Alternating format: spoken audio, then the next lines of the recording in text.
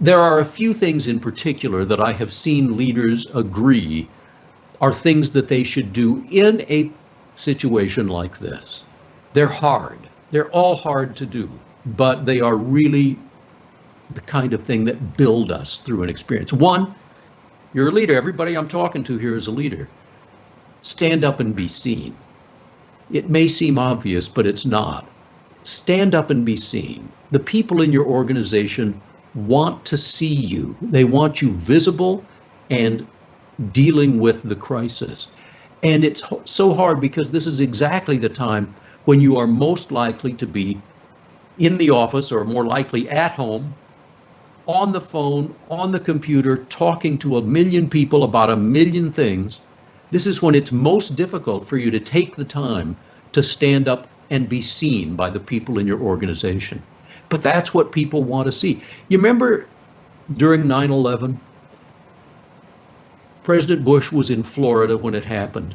He flew first to an Air Force base in Louisiana and then to Washington. And he was criticized for this. There were good security, very good security reasons for him to be flown in Air Force One to Louisiana first before returning to Washington. But people wanted to see their leader on the scene and dealing with it. It's deep inside us. Another thing to try to practice is to be calm and in control. Again, this really reassures people, and it's hard. You have good reasons, maybe, not to be calm, but it's important to be that way and to remain in control. This is important. You know, if you're in charge, be in charge. Be decisive.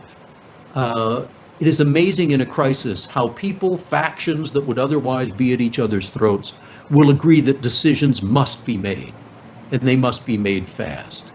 These decisions will be debated, but they'll be debated after they're made, not beforehand, which is a great advantage. You need to be decisive. And the hard part here is you don't have enough information. You are guaranteed never to have enough information to make the big decisions you have to make. Just when decisions are most important, they're most difficult to make.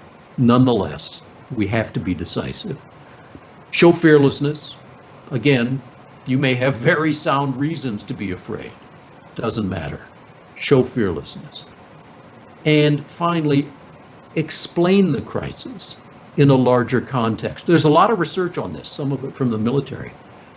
You can explain this crisis as something that is bad, abnormal, inescapable, or you can explain it as something that is normal, downturns, bad things happen, it's a part of life.